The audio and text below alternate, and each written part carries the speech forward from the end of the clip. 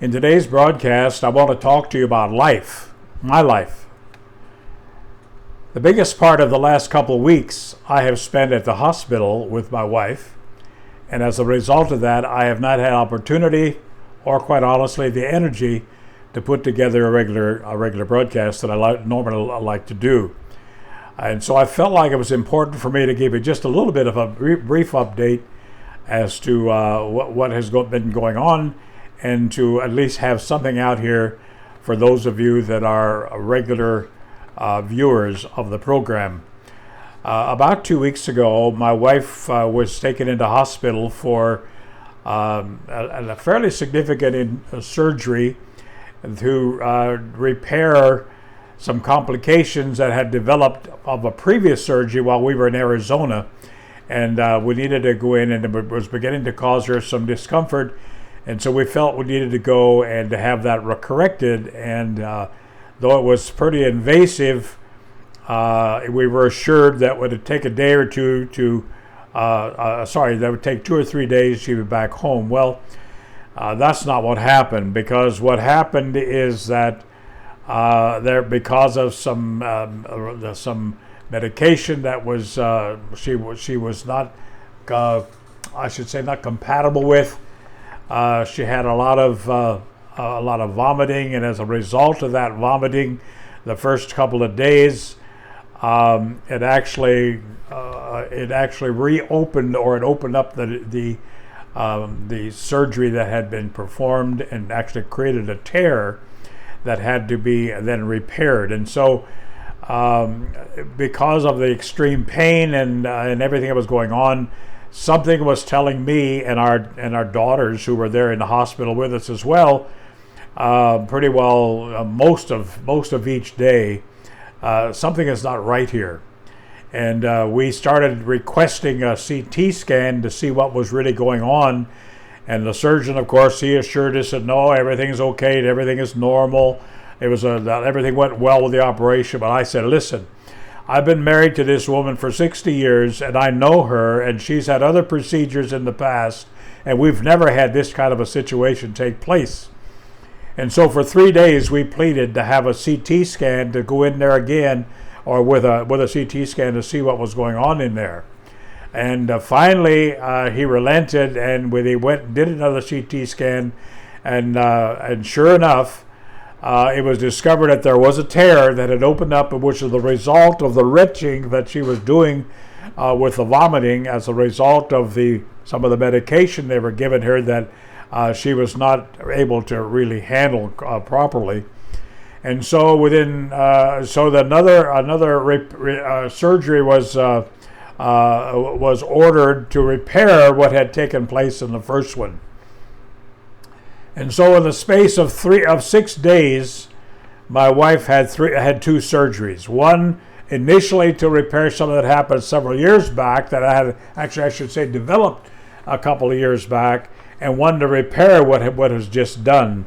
And so consequently, because of all of that, her recovery period was doubled, and we had to basically, after 6 days, start over and try to manage the pain, and try to get some of the bleeding to stop that was oozing through the incisions, which I knew shouldn't have happened. And so finally we have her now on the road to recovery. But because of some of the situations that we encountered in all of this, I have not left her side, or our daughters who live here in the area, we have not left her side, because we were there advocating for her to make sure that the care that she required was being given to her, and we've helped her through all this, through a lot of this ourselves, because we just simply ran into what I consider considerable degrees of some serious incompetence on the nurses level, and all of that. And so as a result of all that, as I said, I've not had the time or the energy to be able to do any kind of a broadcast that I normally would like to do. And so I've just taken a few minutes to at least put something out there for us on a Wednesday morning when I usually release these.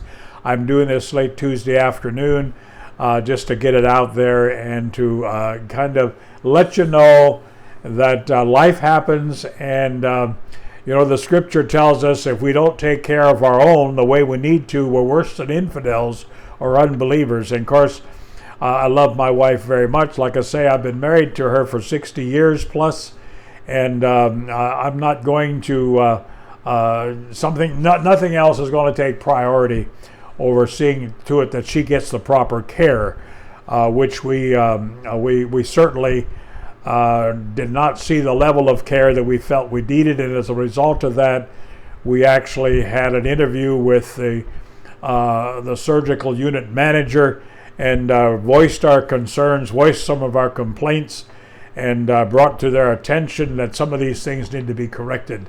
And so, fortunately, she's finally, after 11, 12 days in the hospital, she's finally on the road to recovery, as we should have had over a week ago.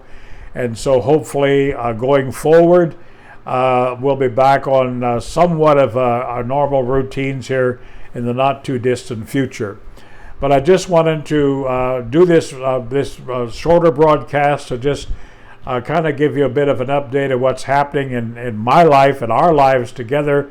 And I just want to say that I would certainly appreciate your continued prayer for us, your support. It means a lot to us. We have been getting some responses, and people have been giving some comments to us, or some of the articles or some of the broadcasts that we did. There was a great response to the one I did a few weeks ago on titled "On Acquittal," and I'd love to see that kind of viewing for everything that we do. So tell your friends. If you've appreciated these broadcasts, I would encourage you to tell your friends. Let us hear from you. Let us know that you are enjoying them and are encouraged by them and are blessed by them. So until next time, which hopefully by next week, I'm going to be back on a regular routine and a regular schedule and get some of our regular broadcasts going, because I've got a number of things that I want to cover here in going forward. So hopefully by next week, we'll be back on track again. In the meantime, God bless you. Keep the faith. Keep looking to the Lord. And I tell you, tell your loved ones you love them, you care for them, hold them close, because we never know what another day will bring. So until next time, the Lord bless you, and we'll see you then.